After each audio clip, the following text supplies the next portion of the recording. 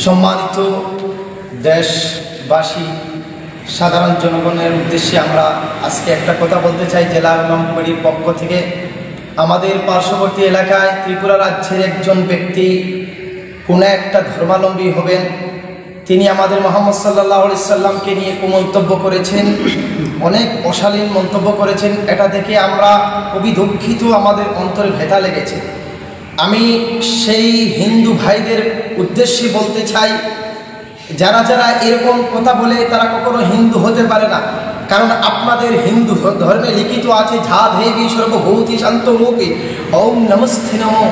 এসেছে প্রত্যেকজন দেবদূত এসেছিল এই পৃথিবীতে শান্তি দেওয়ার জন্য, প্রত্যেকজন দেবদূত এসেছিল শান্তির বার্তা পৌঁছে দেওয়ার জন্য। তারা ধর্মে ভেদাভেদ মানেনি, ধর্মের ভেদাভেদ বিশ্বাস করেনি।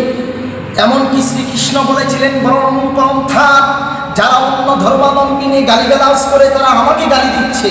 আপনারা জানেন ঋগ্বেদের মধ্যে আছে মৌদে বর্ধিতা দেবেদ কারণতে প্রকৃততা কিশোরাঙ্গ ভক্ষতে সাদা মেধা শাস্ত্রের সেদা। সেখানে এসেছে এসেছে মৌদে বর্ধিতা দেবেদ কারণতে। আপনাদের ধর্মগ্রন্থ হাপে হাপে ধাপে ধাপে মুহাম্মদ সাল্লাল্লাহু আলাইহি সাল্লামের প্রশংসা করেছেন।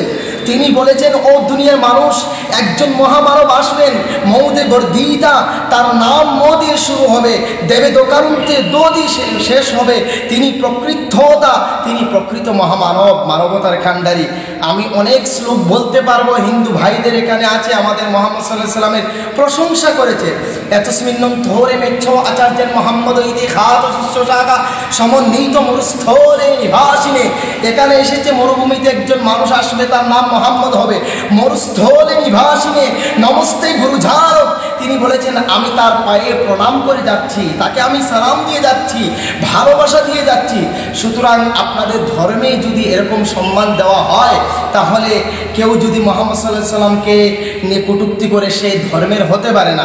সুতরাং সর্বজন মানুষকে, প্রত্যেক ভাইদেরকে অনুরোধ করছি, শান্তির জন্য, ভ্রাতৃত্বের জন্য, ঐক্যের জন্য যেন আমরা এই ধরনের কাজ যারা করে আইনের আওতায় এনে তাদেরকে দৃষ্টান্তমূলক শাস্তি দিয়ে সমাজের বিভাজন বন্ধ করি, সমাজের অশৃঙ্খলতা যেন বন্ধ করি।